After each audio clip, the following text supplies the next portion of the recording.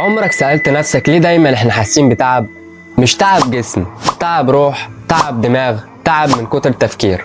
المشكلة مش انك فاشل ولا كسول، المشكلة اعمق بكتير. والنهاردة هنتكلم بصراحة من غير تجميل. الجزء الاول وهو وهم النجاح السريع. اتربينا على ان النجاح لازم يبقى سريع، لقطة، ترند، ضربة حظ. بس محدش قالك ان النجاح البطيء مش فشل، والحياة مش سباق، والتأخير مش نهاية. السوشيال ميديا خلتنا نستعجل نفسنا، نستقل اللي عندنا، ونكره خطواتنا الصغيرة، وده بيخلق تعب مستمر. الجزء الثاني ليه دماغنا مش بتهدى.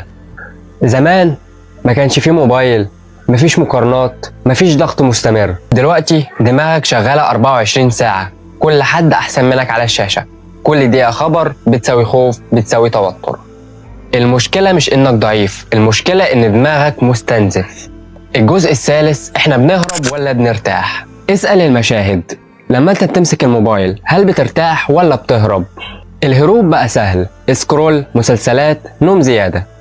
بس كل هروب بيرجع لك أضعف، لأن الراحة الحقيقية مش دايما مريحة في الأول. الجزء الرابع معانا 4 حاجات بسيطة تقلل من التعب.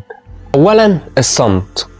اقعد من غير الموبايل حتى لو 10 دقايق، هتحس الموضوع صعب شوية بس في الآخر هتهدى شوية. ثانيا الحركة مهمة، روح الجيم، امشي شوية في اليوم، اتدرب في بيتك شوية، الحركة بتساوي تفريغ. ثالثا قلل المقارنة، مش عشان هم أحسن منك، عشان دماغك يستحق الهدوء. رابعا قول لأ، مش كل حاجة توافق عليها، طاقتك مش بلا حدود. الجزء الخامس رسالة واقعية، انت مش محتاج تبقى أحسن نسخة، انت محتاج تبقى نسخة مرتاحة. مرتاحة من جلد الذات، مرتاحة من السباق، مرتاحة من فكرة انك متأخر. الحياة مش بتتحسب بسرعة، بتتحسب بالاستمرارية. لو الفيديو ده لمس حاجة فيك اكتب لي في الكومنت انا محتاج اهدى من التفكير. وعايز محتوى يحترم عقلك اشترك في القناة وشوف الفيديو الجاي. سلام عليكم.